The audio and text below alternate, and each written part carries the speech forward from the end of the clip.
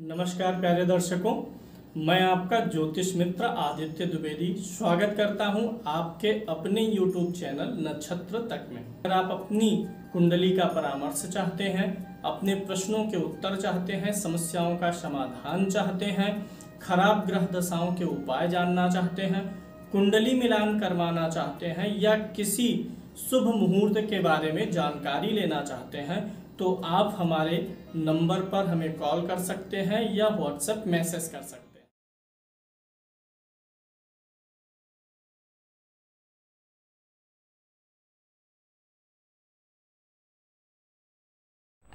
हैं। ग्रहों की दृष्टियों के बारे में आज का कार्यक्रम है।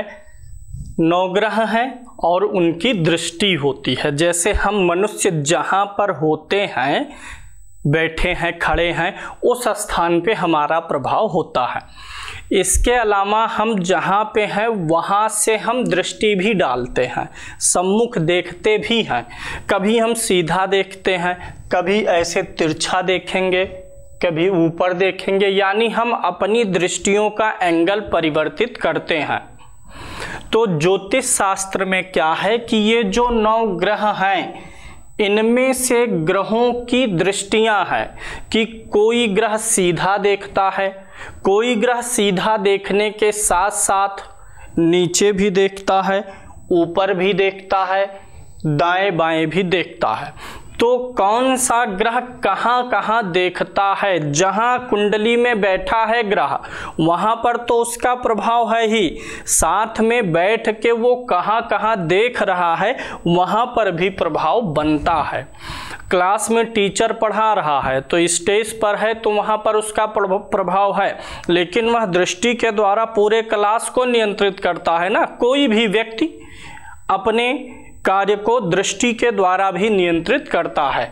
तो ग्रहों की दृष्टियों का भी बहुत ही महत्वपूर्ण योगदान होता है।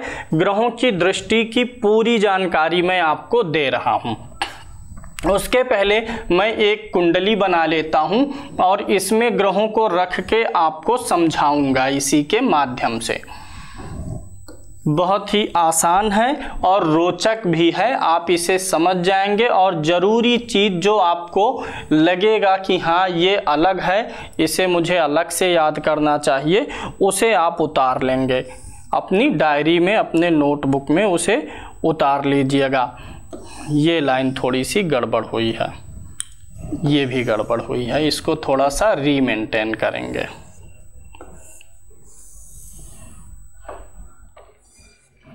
चलिए देख लीजिए, ग्रहों में हमारे पास कितने ग्रह हैं? 9। पहला ग्रह कौन सा है? सूर्य। दूसरा ग्रह हमारे पास चंद्र। तीसरा जिसके बारे में हम विचार करेंगे मंगल। फिर उसके बाद बुध, फिर गुरु महाराज, फिर शुक्र महाराज, फिर शनि, राहु और फिर केतु। ये हमारे 9 ग्रह हो गए। इन्हीं की दृष्टियों के बारे में विचार करना है। ये आपकी कुंडली होती है, इसमें कुछ गिनतियां लिखी रहती हैं जिनका मतलब क्या होता है? राशि होती है। तो ये कोई हम कुंडली भी कंप्लीट कर लेते हैं, फिर उसके बाद ग्रहों को रखेंगे और उनकी दृष्टियों के बारे में जो डीप से डीप चीज़ है वो भी मैं आपको बताऊंगा। अब हम इसमें ग्रहों को भी रख लेते हैं। गुरु यहाँ पर इस कुंडली में बैठ गया, सूर्य यहाँ पर बैठ गया, बुध यहाँ पर है, शुक्र महाराज यहाँ पर हैं, चंद्र यहाँ पर हो गया, मंगल को हम यहाँ ले लेंगे, सूर्य, चंद्र, मंगल, बुध, गुरु, शुक्र, शनि, राहु और केतु को प्लेसमेंट देना है। शनि यहाँ हो गए, राहु यहाँ हो गए, केतु यहाँ हो गए। ये एक डेमो कुंडली है, एक कुंडली बनके तैयार हो गई। अब इसमें आप देखते क्या है कि कौन सा ग्रह किस भाव में है, कौन सा ग्रह किस राशि में है, ये चीज़ आप देखते हैं। अब आपको ये भी देखना है कि कौन सा ग्रह किस भाव में है, किस राशि में है और उस ग्रह की दृष्टि कहाँ पर है, इस चीज का भी हमें विचार करना है। तो दृष्टियों के बारे में ही आज का कार्यक्रम है। देखिए, कोई भी ग्रह जहाँ बैठता है हम अगर ऐसे सीधे खड़े हो जाएं, कोई मूवमेंट ना करें, तो जो हमारी आंखें हैं वो सीधे एक सीधी रेखा में दृष्टि डालेंगी, यानी 180 अंश पे देखेंगी। तो कोई भी ग्रह जहां होता है वहां से ठीक 180 अंश पर उसकी दृष्टि होती है। 180 अंश की दृष्टि मतलब क्या हो गया कि वह ग्रह जो है अपने से 7वें भाव को देखेगा। अगर सूर्य यहाँ है तो इसका 180 अंश यानी एक सीधी रेखा इसी भाव पर आएगी। तो जो भी ग्रह जहां भी बैठा है उससे 7वें भाव पर, दो प्रकार से समझिए, कोई भी ग्रह जहां बैठा है उससे 7वें भाव पर या जहां बैठा है उससे 180 अंश की दूरी पर पूर्ण दृष्टि डालेगा। ग्रहों की कई प्रकार की दृष्टियां होती हैं जो पहले आपको बताया भी गया है। तो ग्रहों की पूर्ण दृष्टि कहाँ होती है? जहां ग्रह है वहां से 7वें भाव पर। इस हिसाब से अगर हम देखें तो चंद्रमा इस भाव को देख रहा है, गुरु इस भाव को, सूर्य इस भाव को देख रहा है, शनि इस भाव को और शुक्र इस भाव को, बुध यहाँ से 7वें भाव को देख रहा है, केतु यहाँ और राहु यहाँ पर दृष्टि डाल रहा है, मंगल की दृष्टि यहाँ जा रही है। यानी हर ग्रह अपने भाव से 7वें भाव को पूर्ण दृष्टि से देखता है 180 अंश। ये जो 180 अंश में बोल रहा हूँ इसका बड़ा रहस्य है, इसको मैं भी लास्ट में क्लियर करूंगा। अब मैं आपको ग्रहों की सभी दृष्टियां दे देता हूं।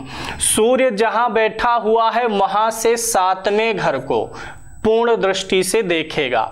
चंद्रमा जहां बैठा है वहां से 7वें घर को पूर्ण दृष्टि से देखेगा। मंगल 7वें को देखेगा, लेकिन मंगल जहां बैठा हुआ है वहां से 7वें भाव को पूर्ण दृष्टि से देखने के साथ साथ जहां बैठा है वहां से 4थे भाव को और वहां से 8वें भाव को भी पूर्ण दृष्टि से देखेगा। ये आपको याद रखना है। एक तो सबको याद हो गया होगा, हर ग्रह 7वें स्थान को पूर्ण दृष्टि से देखेगा, मंगल भी देखेगा। अब मंगल की दो स्पेशल दृष्टियां आपको याद रखनी है, 4 और 8, 4थे भाव को और 8वें भाव को पूर्ण दृष्टि से देखता है। 7वें भाव की दृष्टि का मतलब क्या होता है? एकदम सीधी रेखा में देखना। अब अगर थोड़ा मैं बहुत अच्छी लॉजिक समझा रहा हूं, कोई बताएगा नहीं। देखिए यहाँ पे मंगल 7वें भाव को अगर पूर्ण दृष्टि से देख रहा है तो यानी सीधी रेखा में देख रहा है, और जब वो 4थे भाव में देखेगा, 7वां भाव कब पड़ता है? 180 अंश पे। मंगल यहाँ है तो ये 180 अंश हुआ। अब ये 4थे भाव को देखेगा यानी 1 2 3 4 यहाँ पर आएगा। 4था भाव कहाँ आएगा? यहाँ पर आने वाला है, और ये कौन सा है? 180 अंश है। तो ये भाव क्या होगा? उससे कम हो जाएगा, यानी मंगल की दृष्टि एकदम सीधी है और फिर जो 4थे भाव की दृष्टि होती है वो थोड़ी सी झुकी हुई दृष्टि होती है। और जो 8वीं दृष्टि होगी, मंगल यहाँ है, 7वीं दृष्टि यहाँ, 8वां भाव ये है, तो ये कौन सा है? ये 180 अंश है। ये उससे थोड़ा अधिक हुआ, यानी ऐसे सीधे खड़ा होके जहाँ देखेगा उससे थोड़ा सा ऊपर हो गया है। ये लॉजिक आपको समझ में आना चाहिए। ज्योतिषी बनना है आपको ना कि सिर्फ आपको शौक के लिए आप सीख रहे हैं, ना सिर्फ इसलिए सीख रहे हैं कि आपको जो है इंटरटेनमेंट लेना है। जब ज्योतिषी बनिए तो पूरा डीप ज्ञान रखिए। सामने वाला आपसे बात करे, उसकी नॉलेज अच्छी है तो आप उसे, अच्छी नॉलेज होने के बावजूद आप उसे कुछ अपनी तरफ से एक्स्ट्रा दे पाएंगे तो वह व्यक्ति आपका कायल हो जाएगा। क्योंकि सामान्य दृष्टि तो सब जान रहे हैं, लेकिन जैसे मैं निगाह करके बता रहा हूँ ये बड़ी खास चीज़ है। तो मंगल की 7वें भाव पर, 4थे भाव पर, 8वें भाव पर पूर्ण दृष्टि हुई। ये जो 7वें भाव पर दृष्टि है ये सीधी रेखा की दृष्टि है, और ये जो 4थे भाव पर दृष्टि होती है मंगल की, जहाँ बैठा है वहाँ से 4था भाव, वो मंगल की नीचे की तरफ झुकी हुई दृष्टि है, और जो 8वीं दृष्टि होती है वो थोड़ी सी ऊपर उठी हुई दृष्टि होती है। बुध ग्रह जहाँ बैठता है वहाँ से सिर्फ 7वें भाव को देखेगा, गुरु जहाँ बैठेगा वहाँ से 7वें भाव को, 5वें भाव को और 9वें भाव को देखेगा।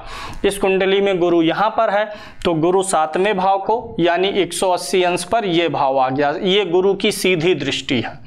और जब 5वें भाव को देखेगा तो 1 2 3 4 5 यहाँ पर आया। अब ये गुरु से ये भाव क्या है? 180 अंश है, तो ये घटेगा, ये थोड़ा थोड़ा सा घटेगा। तो यानी ये बृहस्पति की जो 5वीं दृष्टि होती है वो थोड़ी सी झुकी हुई दृष्टि होती है। और फिर इसके बाद 9वीं दृष्टि, ये 7, 8, 9, यानी इसको देखने के लिए बृहस्पति को ज़्यादा सिर उठाना पड़ता है। यानी बृहस्पति जहाँ कहीं भी बैठा हुआ है वहाँ से 7वें, 5वें और 9वें भाव को पूर्ण दृष्टि से देखेगा। 7वां सब में है। अब यहाँ पे आपको एक मैं क्लू बताता हूँ। देखिए, मंगल किन किन को देखता है? 4 और 8 को। उसी में 1 प्लस हो गया है गुरु के लिए। मंगल 7वें को, गुरु 7वें को। मंगल 4, 8 तो गुरु 4 धन 1 यानी 5, 8 धन 1 यानी 9। इन दोनों भावों को भी पूर्ण दृष्टि से देखता है। शुक्र ग्रह की बात करें तो शुक्र सिर्फ 7वें भाव को पूर्ण दृष्टि से देखेगा। और एक चीज याद कर लीजिए, गुरु का अगर आपको याद हो गया दृष्टि तो आप जान लीजिए वही सेम दृष्टि राहु और केतु की भी होती है। गुरु, राहु और केतु की दृष्टियां समान होती हैं, दोनों की 7, 5, 9 भावों पर होती हैं। जो गुरु का है वही राहु केतु का भी है। यानी एक ये याद हुआ, ये आपको याद हो गया, ये याद हुआ तो उसी में 1 प्लस किए, ये भी याद हो गया। शनि महाराज की थोड़ा सा अलग दृष्टि है। 7वें भाव को तो देखेंगे ही देखेंगे जहाँ पर हैं, वहाँ से जहाँ बैठे हैं 3रे भाव को, और जहाँ बैठे हैं वहाँ से 10म भाव को भी पूर्ण दृष्टि से देखते हैं। शनि महाराज कहाँ बैठे हुए हैं इस कुंडली में? यहाँ पर। तो शनि की दृष्टि 1, 2, 3, जहाँ बैठे हैं वहाँ से 3रा भाव, जहाँ बैठे हैं वहाँ से 7वां भाव, जहां बैठे हैं वहां से 10म भाव। 1, 2, 3, 4, 5, 6, 7, 8, 9, 10। दृष्टि समझ में आपको आ गई होगी। ज्योतिष में पूर्ण दृष्टि का ही महत्व है। और चरण वाली दृष्टियों में सिर्फ जो है सिर्फ उन्हीं दृष्टियों का महत्व होता है। और कभी कभी होता है जब बहुत डीप प्रश्न हो, व्यक्ति के लिए जीवन मरण का सवाल हो, तो आप ये भी समझ लीजिए सभी ग्रह जहाँ बैठे हैं वहाँ से 4थे भाव को और 8वें भाव को 4 चरण की दृष्टि से देखते हैं। तो ये भी एक दृष्टि होती है ग्रहों की, याद कर लेंगे। जैसे मान लीजिए कि गुरु यहाँ पर पूर्ण दृष्टि डाल रहा है, यहाँ पे डाल रहा है और यहाँ पे, लेकिन गुरु की दृष्टि 4थे भाव पर, यहाँ पर, और यहाँ से 8म भाव। हर ग्रह 4थे और 8वें भाव पर जो है दृष्टि डालता है, लेकिन वह पूर्ण दृष्टि नहीं होती है। यहाँ पर आप ऐसे समझिए, ये एक गोला हुआ, ठीक। पूर्ण दृष्टि किसको बोलते हैं? पूरे पर दृष्टि होना, ये पूर्ण दृष्टि कहलाती है। 1 पाद की दृष्टि सिर्फ इतने भाग पर दृष्टि, 2 भाग पर दृष्टि इतना हो जाएगा, 3 भाग पर दृष्टि इतना हो जाएगा, और जब 4था हो जाएगा तो ये पूरा पूर्ण दृष्टि हो जाएगा। तो पूर्ण दृष्टि मैंने आपको बता दिया, जब ग्रह पूरे ही 180 अंश पर पूरा प्रभाव डालता है। और ये जो 4, 8 वाला होता है, 4थे और 8वें भाव पर ग्रह इतना प्रभाव डालता है, यानी ये एक हिस्सा छूट जाता है। तो ये दृष्टि भी महत्वपूर्ण हो जाती है, इसे भी थोड़ा सा जानकारी में रखना चाहिए। अब ग्रहों की दृष्टि से संबंधित महत्वपूर्ण नियम आप सुनिए। यहाँ पर ग्रहों की दृष्टि कैसे काम करेगी ये भी आपको देखना है। देखिए, आपको पहले बताया जा चुका है कि ग्रह शुभ होते हैं और क्रूर होते हैं। शुभ माने सौम्य और क्रूर मतलब पाप ग्रह। तो शुभ ग्रह और क्रूर ग्रह 2 प्रकार के ग्रह हैं। शुभ ग्रह में जो पहले नंबर का ग्रह हमारा है वो कौन सा ग्रह है? गुरु। और दूसरा ग्रह कौन सा है? शुक्र। तीसरा कौन सा है? चंद्र। और फिर उसके बाद बुध। बुध और चंद्र के शुभ और क्रूर ग्रह होने की शर्तें हैं जो आप पहले से जानते हैं। और क्रूर ग्रह कौन कौन से होंगे? मंगल, दूसरा कौन सा होगा? सूर्य, शनि, राहु और केतु। ये आपके क्रूर ग्रह होते हैं। जो क्रूर ग्रह जहां पर दृष्टि डालता है, क्रूर ग्रह की दृष्टि जो होती है वो उस भाव से संबंधित जो जीवात्मक विषय है उसमें तनाव पैदा करता है, उसमें तकलीफ देता है। जैसे मान लीजिए तीसरे भाव से भाई का विचार होता है कुंडली के। अगर तीसरे भाव पर इन क्रूर ग्रहों की दृष्टि होगी तो भाई के साथ में रिश्तों में कुछ अनबन हो सकता है, भाई के सुख में कमी हो सकती है, लेकिन पराक्रम बढ़ेगा। यानी जो ये क्रूर ग्रह होते हैं, जैसे सप्तम भाव से किस चीज़ का विचार होता है? पत्नी का। तो अगर क्रूर ग्रह की किसी भाव पर दृष्टि है तो उस भाव से संबंधित जो जीवात्मक जीव संज्ञक चीजों का विचार होता है, जैसे सप्तम भाव से व्यापार का भी विचार होता है और तृतीय भाव से भाई के साथ साथ पराक्रम का भी विचार होता है। तो इसमें जीव संज्ञक कौन है? ये भाई है, ये पत्नी है। तो अगर क्रूर ग्रह किसी भाव पर दृष्टि डालता है तो उस भाव से संबंधित जो जीव तत्व है, जो नात रिश्तेदारी हमारी होती है, जो हमारे शरीर का अंग विचार किया जाता है उस भाव से, उसमें तकलीफ होती है। अगर इस चीज को छोड़ दें, जो जीव तत्व है, जो शरीर का अंग है, उस चीज को छोड़ें तो अन्य चीजों में वह ग्रह वृद्धि करता है। जैसे मंगल तृतीय भाव को देख रहा है, सूर्य शनि राहु केतु, तो भाई के सुख में थोड़ी सी परेशानी, और ये गले का भाव है, गले में तकलीफ, लेकिन व्यक्ति के पराक्रम को बढ़ाएगा, व्यक्ति के शौर्य को बढ़ाएगा। बात समझ में आपको आ रही होगी। ऐसे जो शुभ ग्रह होता है, इसकी दृष्टि जहां पड़ती है, शुभ ग्रह जिसे देखता है उस भाव के फल को बढ़ाता है। शुभ ग्रह गुरु शुक्र चंद्रमा बुध जहां देखेंगे उस भाव के फल को बढ़ाएंगे। मैं ये नहीं कह रहा हूं कि शुभ फल को ही बढ़ाएंगे। अब वो कैसा भाव है? जैसे मान लीजिए कि 12वें भाव पर दृष्टि है, 12वां भाव व्यय का है, गुरु 12वें भाव को देखेगा तो व्यय बढ़ाएगा। छठा भाव किसका है? रोग ऋण शत्रुओं का है, तो गुरु वहां देखेगा तो रोग ऋण शत्रुओं में से कुछ न कुछ जीवन में चलाता रहेगा, छोटा मोटा ही ईएमआई चलाता रहे। तो ये जो शुभ, अगर ये चतुर्थ भाव को देख रहा है, चतुर्थ भाव से क्या देखते हैं? भूमि भवन वाहन, तो उसे भी बढ़ाएगा। और जो जीव संज्ञक चीजें हैं, जैसे तृतीय भाव से भाई, सप्तम भाव से पत्नी, अगर शुभ ग्रह की दृष्टि भाव पर है तो उस भाव से संबंधित जो शरीर का अंग है और उस भाव से संबंधित जो नात रिश्ते का विचार होता है, उसके सुख में वृद्धि होती है। और अगर क्रूर ग्रह की दृष्टि है तो उस भाव से संबंधित अंग और उस भाव से संबंधित जीव संज्ञक चीजों में परेशानी आती है। ये आपको समझ में आया होगा।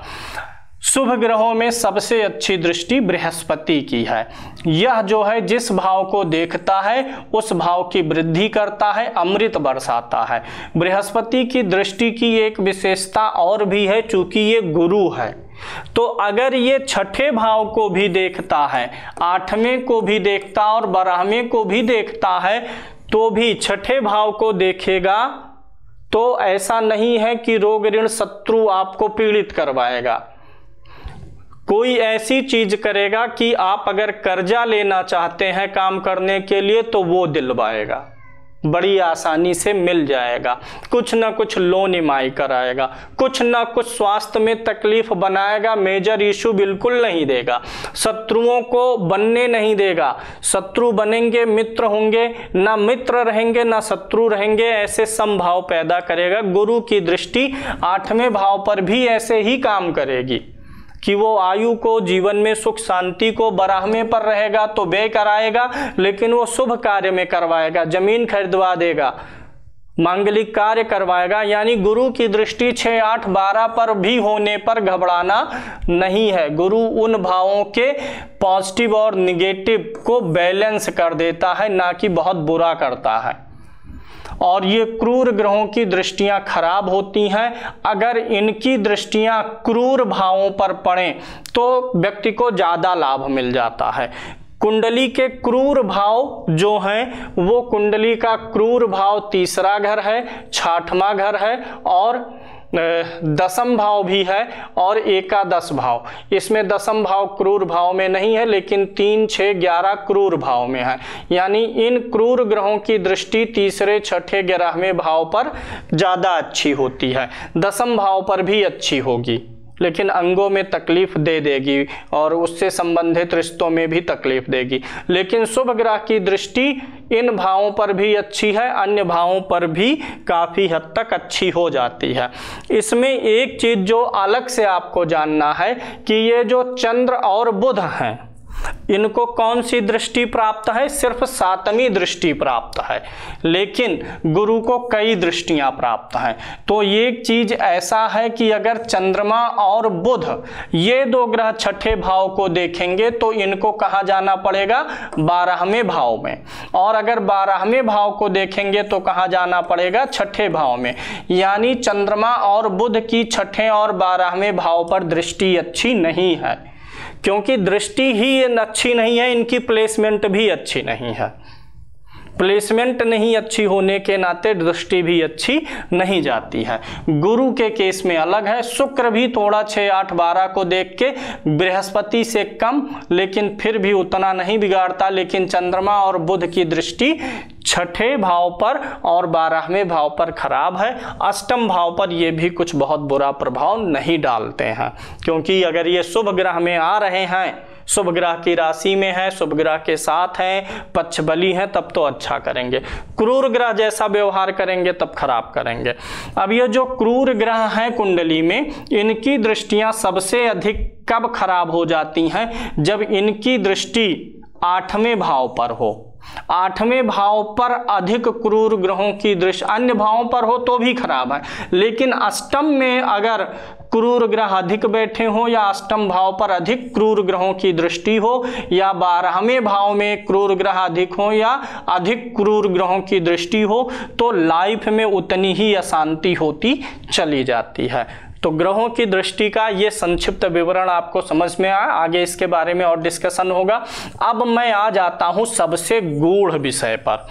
ये तो इतना सब जानते हैं, लेकिन आप जो है स्टूडेंट नहीं, आप मास्टर बन रहे हैं। जैसे बैचलर डिग्री होता है तो वो बीए बैचलर डिग्री, लेकिन हम आपको बना देना चाहते हैं बैचलर नहीं, मास्टर बनाना चाहते हैं एस्ट्रोलॉजी के। तो इसलिए अब सबसे गूढ़ विषय की मैं चर्चा आपसे कर रहा हूँ, ग्रहों की डिग्री के, ग्रहों की दृष्टि के। थोड़ा ध्यान से देखिएगा और इस विद्या को लोगों तक पहुंचाइए और गूढ़ ज्ञान पहुंचाइए। ऊपरी ज्ञान तो हर कोई आपको परोसने के लिए तैयार है, लेकिन गूढ़ ज्ञान कोई देने के लिए तैयार नहीं होता है। देखिए, यहाँ तक कि हर व्यक्ति परिश्रम कर रहा है तो भाई पारिश्रमिक तो लेगा ही, उसके साथ में और भी लोग जुड़े हुए हैं तो पारिश्रमिक अलग विषय है, लेकिन अपना ज्ञान देना ही नहीं, ये बेवकूफ़ी है। ग्रहों की दृष्टि से संबंधित सबसे महत्वपूर्ण नियम मैं बता रहा हूँ। इस भाव में बैठा हुआ है गुरु, इस भाव में बैठा हुआ है मंगल। एक ग्रह को समझ जाएंगे सबका समझ में आ जाएगा। और यहाँ पे बैठा हुआ है शनि। अब हम विचार करेंगे गुरु की दृष्टि कहाँ कहाँ पहुँच रही है। गुरु किन किन भावों को देखता है? जहाँ बैठा है वहाँ से सप्तम, पंचम और नवम। गुरु यहाँ है तो यहाँ से पंचम ये भाव, सप्तम ये भाव, नवम इस भाव पर गुरु की दृष्टि पहुँच रही है। देखिए, हर भाव जो होता है और हर जो राशि होती है, भाव और राशि, इनकी जो एक भाव की दूरी होती है, एक भाव जो जिस दूरी से बना है वो 30 अंश का होता है। 0 से 30 अंश का एक भाव होता है, 0 से 30 अंश की एक राशि होती है। यानी ये जो भाव है, हर एक भाव, प्रत्येक भाव एक निश्चित दूरी से ही बनेगा। पूरा ब्रह्मांड 360 है ना, तो इसी 360 को ही 12 भागों में बांटा गया है। तो हर भाग को जो है 30-30 डिग्री मिली हुई है। यानी गुरु की दृष्टि इस भाव पे पहुंच रही है यहाँ पर, तो ये भाव यहाँ 0 है और ऐसे धीरे धीरे धीरे धीरे बढ़ते बढ़ते ये क्या हो जाता है 30। जब 30 खत्म होता है तो अगला भाव शुरू हो जाता है। ऐसे एक राशि भी होती है, 0 है, बढ़ते बढ़ते बढ़ते जब 30 पे पहुँचता है तो फिर अगली राशि शुरू हो जाती है। ये चीज़ आपको समझ में आ गई होगी। अब देखिए, मान लीजिए गुरु किसी के चतुर्थ भाव में बैठा हुआ है और वो कितने अंश का है, 18 अंश पर बैठा हुआ है। गुरु चतुर्थ भाव में 18 अंश का बैठा हुआ है, शनि इसी भाव में 27 अंश का बैठा हुआ है।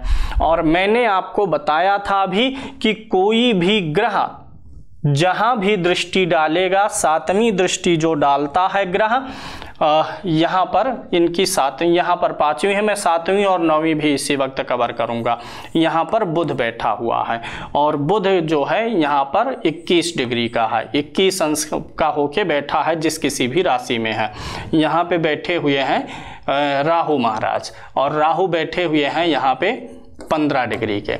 अब देखिए, यहाँ से गुरु की दृष्टि यहाँ है, गुरु की दृष्टि यहाँ है, गुरु की दृष्टि यहाँ। इस भाव का पूरा मानक क्या है, 30 डिग्री। यहाँ से 0 से लेकर के 30, ऐसे गुरु का भी 0 से लेकर के 30 है और राशि भी 0 से 30 होती है।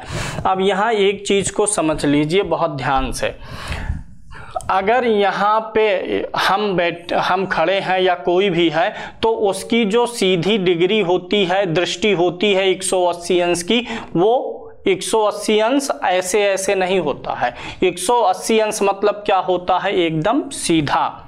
अब गुरु यहाँ पर 18 डिग्री का अगर बैठा है तो गुरु की 180 अंश की दृष्टि कहाँ पहुँचेगी, इस भाव के 18 अंश तक ही पहुँचेगी। क्योंकि ये 18 अंश का है इस राशि में, तो जब ही इस भाव में 18 अंश जहाँ भी पूरा होगा वहीं तक गुरु की दृष्टि पहुँचेगी। शेष कहाँ चला गया, शेष यहाँ एक भाव कितने अंश का है, 30 अंश का है। ध्यान दीजिएगा, गुरु यहाँ पर 18 है तो गुरु की 10th भाव पर 18 अंश की दृष्टि पड़ रही है और जो शेष बच रहा है 12 अंश, वो 12 अंश गुरु की दृष्टि यहाँ पर है।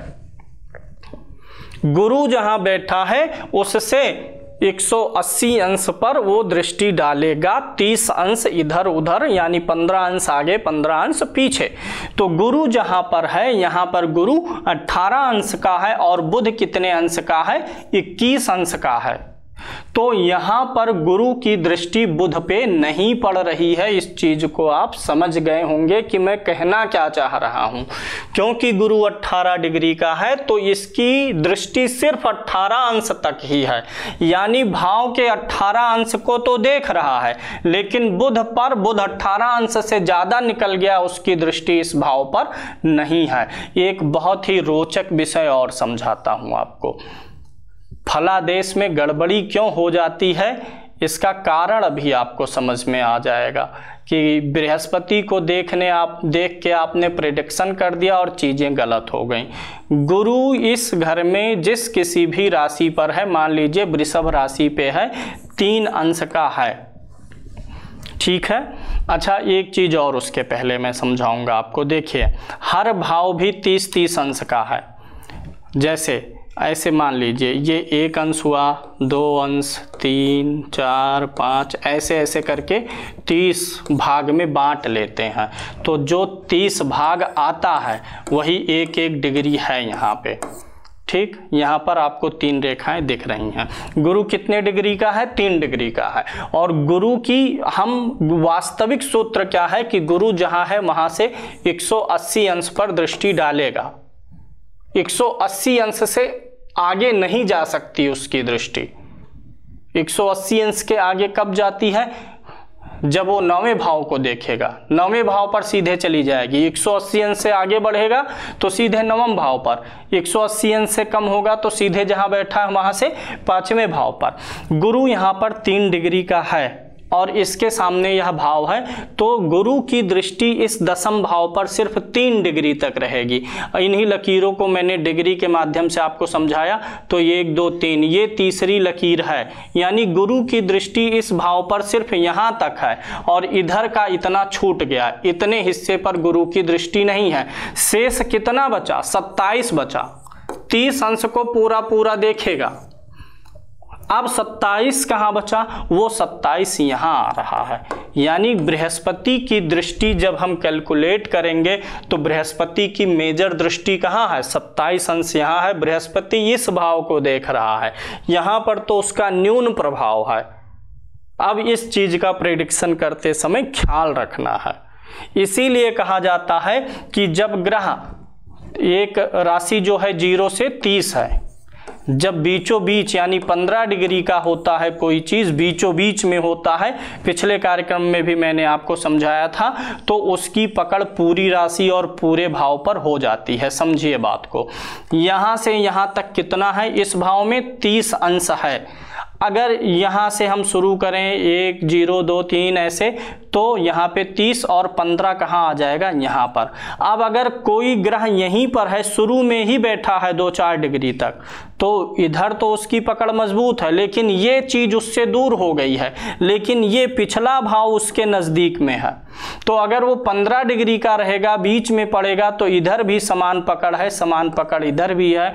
यानी कोई भी ग्रह 15 डिग्री का होगा तो अपने सम्मुख भाव पर पूरा प्रभाव रखेगा। ग्रहों की डिग्री का यह सूत्र आपको समझ में आ गया होगा। एक उदाहरण और लेंगे, मंगल यहाँ पर बैठा हुआ है 28 डिग्री का, तो मंगल की सप्तम भाव पर दृष्टि 28 अंश तक होगी। अगर इसी सप्तम भाव में कोई ग्रह बैठा है, चंद्रमा बैठा है, वो 29 डिग्री का हो गया, तो मंगल की दृष्टि सप्तम भाव पर तो है लेकिन चंद्रमा पर नहीं है। ये चीज भी आपको समझ में आ चुकी होगी, जो मैं कहना चाह रहा हूं, जो मैं एक्सप्रेस करना चाह रहा हूं, अभिव्यक्त करना चाह रहा हूं। देखिए, अभिव्यक्ति के टाइम पे प्रयास होता है कि मैं आपको कैसे समझा ले जाऊं। उस दौरान क्या होता है, कभी कुछ शब्द आगे पीछे हो जाते हैं, या कुछ दिमाग में जो चलता रहता है अभिव्यक्ति करने के चक्कर में, दिमाग में चलता कुछ है और मुंह से निकल कुछ और जाता है। तो थोड़ा शब्दों को भी आप लोग देख लीजिएगा, इधर उधर होने पर हर क्लास में होता है, क्योंकि टीचर का फोकस क्या होता है, समझाने में, तो ये चीजें हो ही जाती हैं। उम्मीद है ग्रहों की दृष्टि के बारे में यह सिद्धांत आपको समझ में आ गया होगा। एंजॉय करिए।